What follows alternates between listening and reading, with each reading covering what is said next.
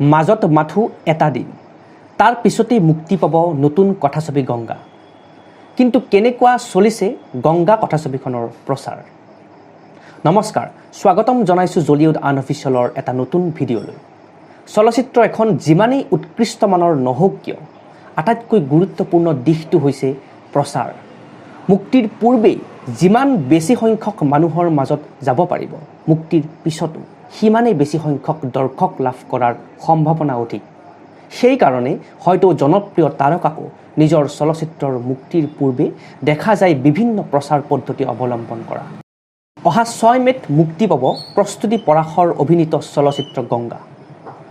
মুক্তিৰ দিন চমু চপাৰ লগে লগেই যি হাৰত প্ৰচাৰ হ'ব লাগিছিল, চলচ্চিত্ৰখনৰ সেই হাৰত যেন চলা নাই প্ৰচাৰ। ছ'চিয়েল মিডিয়াত হওক বা অন্য মাধ্যমতেই হওক, বিশেষ কোনো কাৰ্যসূচী নেদেখি আমি ফেচবুকত চাৰ্চ কৰোঁ প্ৰস্তুতি পৰাশৰৰ অফিচিয়েল ফেচবুক পেজত, আৰু তেতিয়া আমি দেখোঁ প্ৰকৃত সত্য। উজনিৰ পৰা নামনিলৈ প্ৰতিখন জিলাত, বিশেষকৈ স্কুল কলেজত প্ৰতিদিনে প্ৰচাৰ চলিছে গংগাৰ। এদিনো বিৰতি নোহোৱাকৈ চলিছে গংগাৰ প্ৰচাৰ।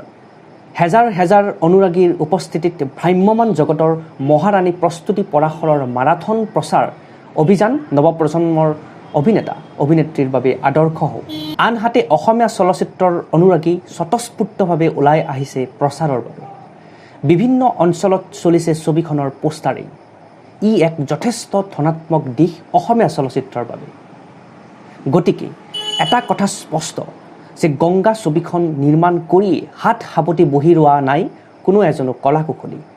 এখন ভাল চলচ্চিত্ৰক দৰ্শকৰ মাজলৈ নিয়াৰ অবিৰত এই প্ৰয়াস সফল হওক। লগতে জলিউড আনঅফিচিয়েলৰ ফালৰ পৰাও গংগালৈ যাচিছোঁ অযুত শুভকামনা।